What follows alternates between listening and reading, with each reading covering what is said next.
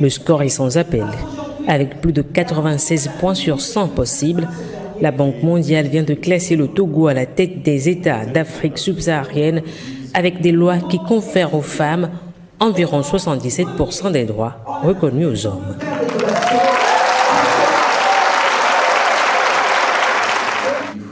Le rapport intitulé « Les femmes, l'entreprise et le droit 2024 », sorti le 4 mars dernier, est présenté officiellement vendredi à Lomé, à l'occasion de la Journée internationale des droits des femmes. Le Togo est un pays qui donne l'exemple qu'à travers une volonté politique forte, des actions claires, on peut faire un chemin sur l'égalité du genre. Au cœur de la vision du président de la République togolaise, Faure Gnassingbé Gnassingbé, la promotion de la femme est montée en flèche ces dernières années, tant sur le plan politique que dans les activités économiques. Ils savent très bien qu'il n'y a rien d'autre que la volonté politique au plus haut niveau. Celle du président de la République qui a fait de l'égalité du genre l'une de ses priorités. Tout d'abord, une structure dédiée a été mise en place avec la définition d'un plan d'action clair et détaillé qui est placé sous sa propre coordination. Le code électoral togolais, dans sa nouvelle version, consacre une fois encore la parité homme-femme sur les listes électorales et réduit de moitié le montant de la caution aux élections pour les candidats de sexe féminin. Avec de pareilles performances, le Togo devient un modèle de gouvernance que la Banque mondiale est prête à accompagner davantage. Le Togo, en ayant rejoint ce programme régional, va non seulement bénéficier d'assistance financière supplémentaire, mais également d'assistance technique aussi pour l'aider. Et ceci sera également une occasion pour le Togo de partager son expérience avec les autres pays de la sous-région. Le rapport Les femmes, l'entreprise et le droit 2024 couvre 190 économies dans le monde. Il décrit comment les gouvernements peuvent accélérer les progrès vers l'égalité des sexes dans le monde du travail et dans la loi.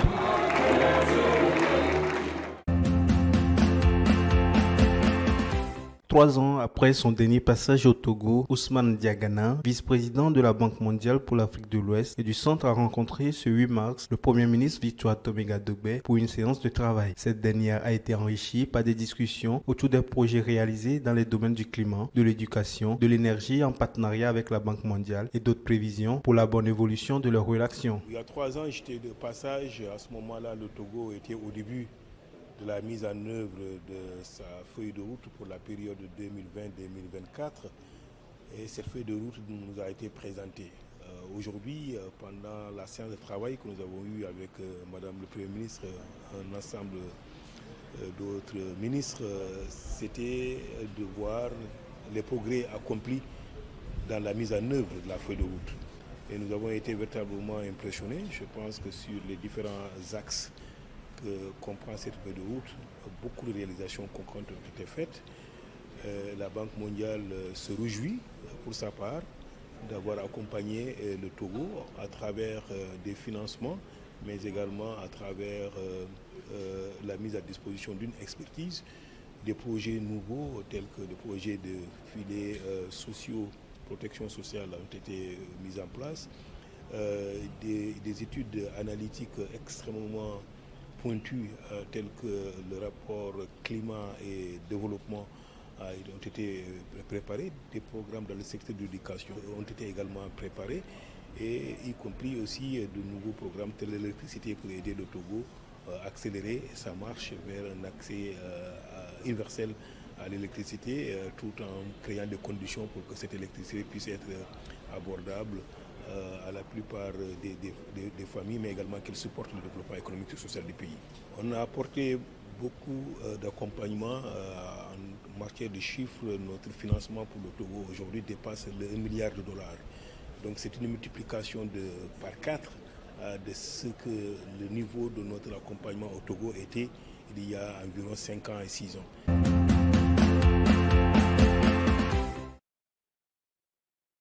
Elles arrivent tout sourire et très glamour à cette soirée de gala et de charité de la Woman Night édition 2024. Ce rendez-vous, le 8e du genre, initié par la fondation Agir Ensemble pour l'Afrique, mettent en orbite les femmes à l'instar de Jessica Quevi, 24 ans, pilote de ligne qualifiée sur Boeing 737 NG EMAS, ou encore de sœur Marie-Stella Kovac, fondatrice de l'association Vive dans l'Espérance, qui depuis 25 ans se bat pour la cause des personnes vivant avec le VIH-Sida. Des femmes au parcours aspirant, symbole de réussite et de résilience, distinguées à cette cérémonie riche en couleurs. Une grande fierté pour moi, pour ma famille, pour mes parents, pour ce premier trophée que je remporte en début de carrière. Je suis vraiment honorée et je vois vraiment l'accomplissement de tous les efforts que j'ai fournis toutes ces années pour en arriver là. Très battante et j'ai été toujours en recherche des femmes battantes aussi comme moi, un peu partout en Afrique. Elles, comme moi, comme beaucoup de femmes qui se battent pour essayer de donner la dignité, pour donner la vie, pour donner l'espérance à toutes ces personnes qui n'ont pas de visage. C'est important. Dîner, récompenses, prestations d'artistes. Une fois encore, la Fondation Agir Ensemble pour l'Afrique n'a pas fait les choses à moitié pour célébrer la force, la résilience et la réalisation des femmes en Afrique et dans le monde. Nous sommes réunis ici pour rendre hommage à ces femmes remarquables qui incarnent le véritable esprit de l'Afrique. Un esprit de courage, de détermination et de solidarité. C'est une opportunité pour nous de reconnaître et d'honorer les femmes exceptionnelles qui ont fait des vagues dans leur communauté, qui ont brisé les barrières et qui ont ouvert la voie à un avenir meilleur pour tous. La Fondation Agir Ensemble pour l'Afrique est fière de jouer dans ce rôle de cette lutte pour l'égalité des sexes et le développement inclusif en Afrique. Des trophées spéciaux ont été également remis aux femmes dont le leadership marque plus d'un. Une reconnaissance qui a conquis le public. La femme maintenant, elle est prête à tout. Elle a assez revendiqué ses droits. Maintenant, on la célèbre. Merci et toutes mes félicitations vont à l'endroit de Madame Trenou, la fondatrice de Ensemble à Agir pour l'Afrique. Point d'orgue de cette soirée, une mobilisation de fonds pour la construction de la pédiatrie du centre médico-social d'Agoué-Demakoué. Une évidence pour la fondation qui depuis des années s'est donné pour mission de venir en aide à la population vulnérable afin de réduire la pauvreté.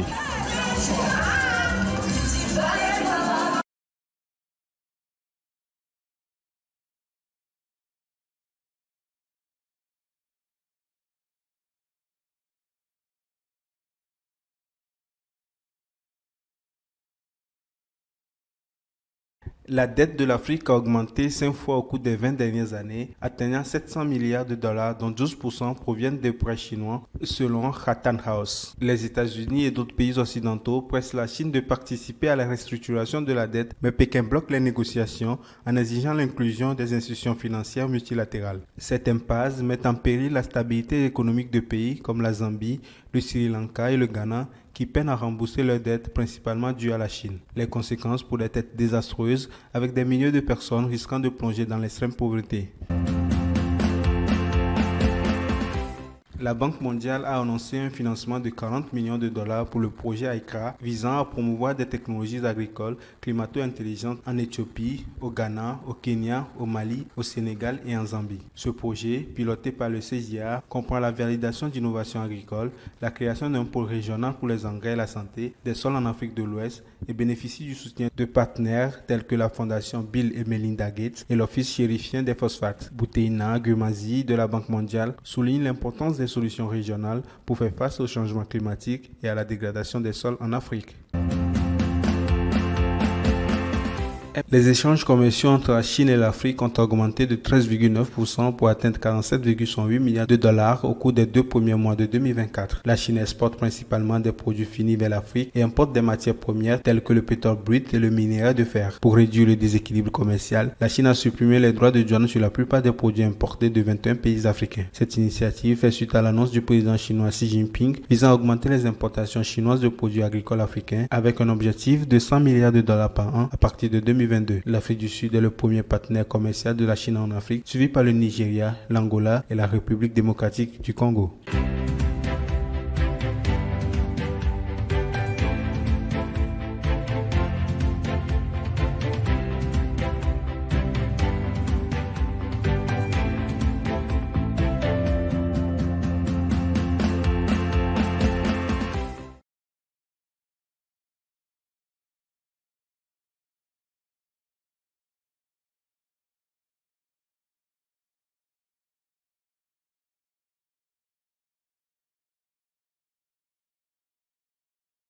L'état d'urgence sécuritaire décrété en juin 2022 dans la région des Savanes au Togo est prolongé de 12 mois, approuvé à l'unanimité le 12 mars 2024. Instauré en réponse aux attaques terroristes, il permet de renforcer la sécurité des personnes et des biens. Cette mesure intervient avant un double scrutin prévu le 20 avril 2024. En 2023, le pays a déjà enregistré 31 morts dans ces attaques.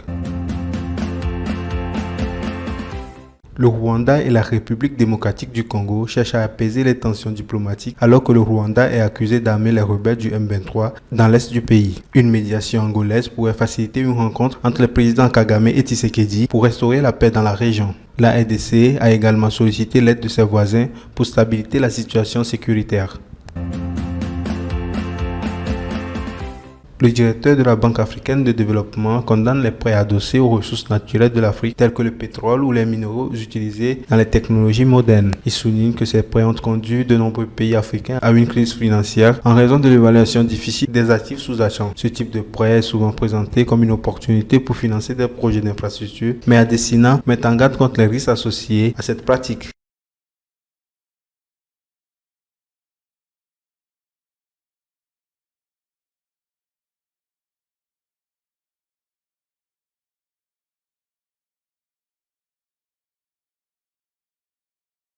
Le roi Mohamed VI du Maroc a lancé une opération humanitaire pour aider la population palestinienne de Gaza et de Jérusalem, priorisant les enfants, les femmes et les personnes âgées. Cette initiative, financée en grande partie par le roi lui-même, comprend l'envoi de plus de 40 tonnes de denrées alimentaires, principalement des produits alimentaires et du lait. Ce geste, réalisé via un itinéraire terrestre inédit, fait du Maroc le premier pays à acheminer son aide directement par voie terrestre depuis le début des hostilités. Les créanciers membres du Club de Paris ont annoncé l'annulation de 99% de la dette de la Somalie, soit plus de 2 milliards de dollars, dans le cadre de l'initiative en faveur des pays pauvres très endettés, PPTE. Ce geste vise à aider la Somalie, déchirée par la guerre civile, à rétablir la viabilité de sa dette. En atteignant le point d'achèvement de l'initiative PPTE, la Somalie devrait bénéficier d'un allègement total de sa dette extérieure, ramenée à moins 6% de son produit intérieur brut. L'Afrique du Sud prévoit d'accorder une soixantaine de licences de trading de cryptoactifs d'ici la fin du premier trimestre 2024, marquant une avancée significative dans la régulation des crypto-monnaies en Afrique. Cette initiative vise à intégrer les cryptoactifs dans le cadre réglementaire financier du pays, en réponse à l'engouement croissant pour ce secteur en plein essor. En parallèle, d'autres pays africains comme le Nigeria et le Kenya cherchent également à réglementer les actifs numériques, mais les progrès restent lents.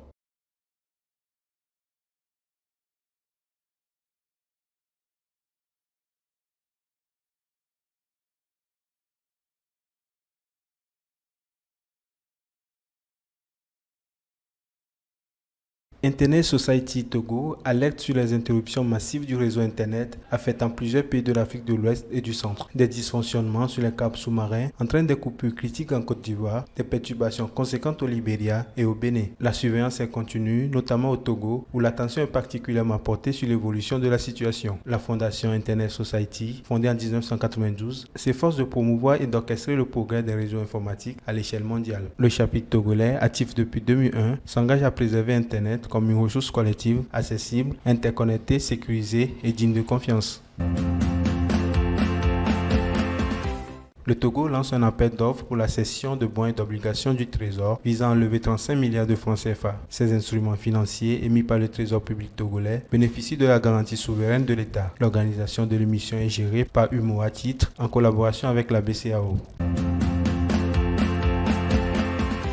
Le Conseil national du crédit s'est réuni pour sa première session de l'année au Togo. Les représentants du secteur financier ont partagé des perspectives encourageantes sur la croissance, l'inflation et le financement du secteur privé. La croissance économique devrait atteindre 6,6% en 2024, tandis que l'inflation devrait se stabiliser à 2,7%. Le gouvernement reste engagé dans la stabilité macroéconomique avec un nouvel accord de 390 millions de dollars avec le FMI. Les banques ont accru leurs prêts au secteur privé, en particulier au MPME, avec des taux d'intérêt en baisse. Enfin, un hommage a été rendu à Kossi Tenou, nouvellement nommé conseiller du gouverneur de la BCEAO.